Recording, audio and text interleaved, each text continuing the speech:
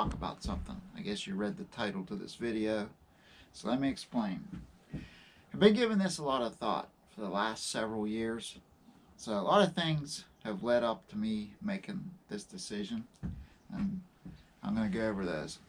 One of the things is, as I'm getting old, I might look young. A lot of people comment that I don't look my age. I'm actually 55 years old.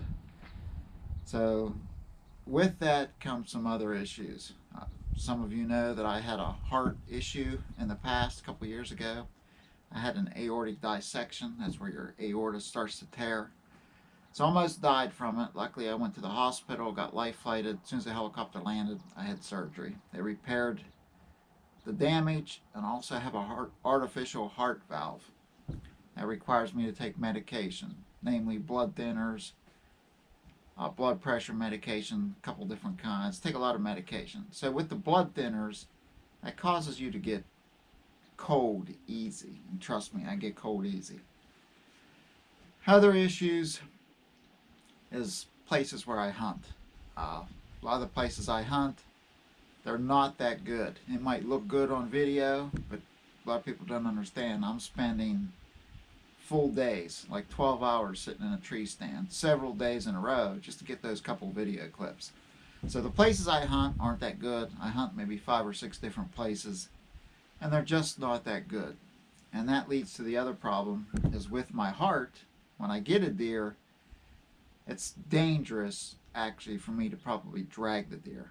I mean, I have a couple places where I could take an ATV, but it's just dangerous. Just dragging it to get to it with the ATV can cause me some problems. Alright, so here's my backpack. I carry this thing. I have it loaded up pretty full. Got my camera.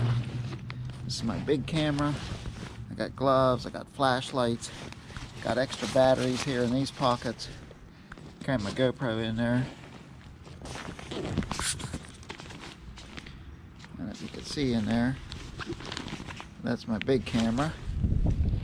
Got my camera arm that mounts on my tree stand.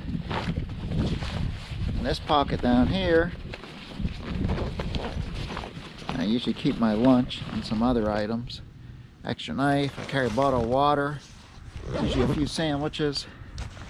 Got a tree umbrella tucked in the side right here. Got this thing. I don't know why this pack weighs so much, but this pack actually weighs about 30 pounds when it's full of all my gear. And I have to lug that thing through the woods with me. And I'm telling you what, it wears me out, especially when I'm bundled up with clothing. And I got 30 pounds of gear on my back. And namely, probably one of the main reasons is I've hunted for, I don't know, I started when I was 12. I'm 55 now. Hunted all those years. 16 of those years I hunted 2 states, Pennsylvania and West Virginia. West Virginia has very liberal bag limits. I believe back in the day, in the area I hunted, you could take 7 deer. 2 with the bow, 2 bucks with the rifle, 2 does with the rifle, I believe a muzzle loader, and then Pennsylvania allowed you 3 deer. So during those 16 years, between both states, I didn't buy every tag, but I would average 6 or 7 deer a year. So I did a lot of deer hunting. I got a lot of deer. I'm not sure exactly how many I got. I did keep track of it at one time, but I'm very close to 150 deer in all those years of hunting. So this past season, you see the video coming up with my archery season, I got a buck with a bow. But when I'm in my tree stand, I seen this deer earlier in the day. It was limping really bad. I mean, I thought somebody hit the deer, and actually expected somebody to be following the blood trail, you know, shortly after. But I watched the deer go, and then I lost sight of it.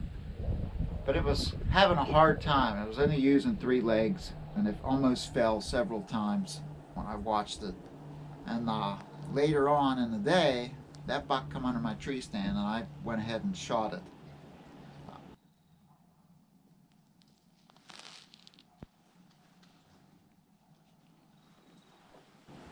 But while that deer, when I seen it between when I shot and when I saw the deer, it had me thinking a lot about a lot of deer get wounded by us hunters. They're out there. And I thought of that poor deer. I was thinking to myself, that guy got to survive. Find a way to evade coyotes and stay alive with 3 legs, and how difficult we make them when we wound animals like that.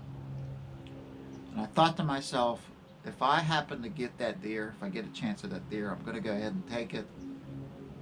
And if I get that deer, I'll probably quit deer hunting. I mean, it's too much for me. There's too many other seasons that come in. I mean, a lot of times I'm in a tree stand, I'm thinking I was wishing I was duck hunting. I'm new to waterfowl. I like waterfowl hunting.